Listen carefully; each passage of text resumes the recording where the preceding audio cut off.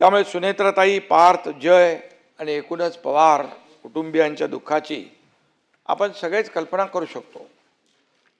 माझे गुरुवर्य धर्मवीर आनंद दिघे साहेबांना सुद्धा मी अपघातातच गमावलं आणि त्यावेळी देखील दुःख काय असतं हे मी पाहिलंय. साहेबांवर प्रेम करणाऱ्या लाखो लोकांची काय अवस्था झाली तेही पाहिले, कारण तेही अचानक निघून गेले. त्यामुळे दादांवर अतोनात प्रेम करणाऱ्या लोकांची वेदना आपण जाणतो. आजही सभागृहातल्या अनेकांच्या डोळ्यात अश्रू आहेत, दुःख आहे. हे दुःख पचवणं दादा आपल्यात नाहीत हे मान्य करणं अवघड नाही तर अशक्य आहे. आपल्या राज्यानं एक अत्यंत कर्तृत्ववान नेता गमावलाय. शब्द आणि वेळेला किंमत देणारा नेता गमावलाय. एक खंबीर निर्भीड लोकनेता गमावलाय.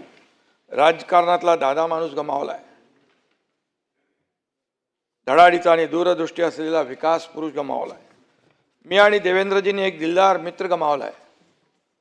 या सभागृहाने एक शिस्तप्रिय आणि आदर्श मंत्री गमावलाय. जनतेच्या प्रश्नाप्रती तळमळ असलेला लोकप्रतिनिधी गमावलाय. दादा माझ्यापेक्षा वयानं मोठे होते, अनुभवानेही मोठे होते. मी माझा मोठा भाऊ गमावलाय असं सातत्याने ते गेल्यापासून वाटतंय. दादा फणसासारखे होते, बाहेरून कडक आणि आतून मऊ. सभापती महोदय, दादांच्या बोलण्यात ग्रामीण बाज होता. आवाज राकट पण गोड होता. एकनाथराव ही दादांच्या स्टाईलची हाक माझ्या कानात आजही घुमते आहे.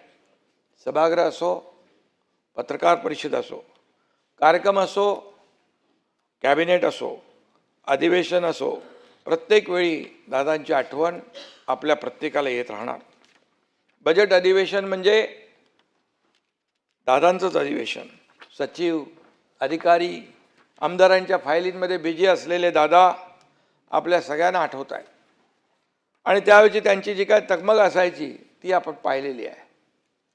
आणि इथं खरं म्हणजे खालच्या सभागृहात जयंतरावांनी 10 वेळा, सुशीलकुमार शिंदेनी 9 वेळा अर्थसंकल्प सादर केला. दादांनी या दोघांचा रेकॉर्ड मोडून 11 वेळा अर्थसंकल्प सादर केला. दादा खऱ्या अर्थाने विक्रमवीर ठरत होते, परंतु ते नियतीला मंजूर नव्हतं आणि नियती अत्यंत क्रूर आहे. तिच्यासमोर आपण सगळे हतबल असतो. हे कटू सत्य पुन्हा आपल्याला पचवावं लागतंय. मी मुख्यमंत्री झाल्यानंतर माझा आणि दादांचा जवळून संबंध आला, कारण ते कॅबिनेटमध्ये उपमुख्यमंत्री आणि अर्थमंत्री होते. पूर्वीच्या महाआघाडी सरकारमध्ये काम करताना आम्ही दोघं एकत्र काम केलेलं आहे आणि त्याच्यानंतर काही प्रस्ताव थांबले, त्याला सुधारित मान्यता देखील दिल्या, कामांचा निधी वाढवला. असे प्रस्ताव कॅबिनेटमध्ये आल्यानंतर दादा अधिकाऱ्यांना सांगायचे, आता निधीची तरतूद करतोय पण प्रकल्प वेळेत पूर्ण झाला पाहिजे. हे आवर्जून सांगणारे दादा मी पाहिलेत. अजितदादा प्रचंड अभ्यासू होते. प्रशासनावर त्यांची मजबूत पकड होती, मांड होती.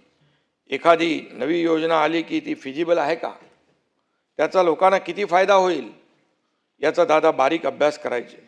दादांनी हातात फाईल घेतली की अक्षरशः काही सेकंदात त्याची नजर कागदावरून स्कॅन व्हायची. त्यात काय कमी जास्त आहे ते ओळखायचे आणि चुका असतील तर त्या काढून सेक्रेटरीना सांगायचे देखील. सहकार, कृषी, जलसंपदा, ऊर्जा, पायाभूत सुविधा अशा महत्त्वपूर्ण विषयांमध्ये त्यांचा सखोल अभ्यास होता. बैठकीत साधा कागदाचा कप्ताही खाली पडला तो चालायचा नाही, त्यांना चालायचं नाही. स्वच्छता आणि टापटीप ही दादांकडून शिकण्यासारखी गोष्ट आहे.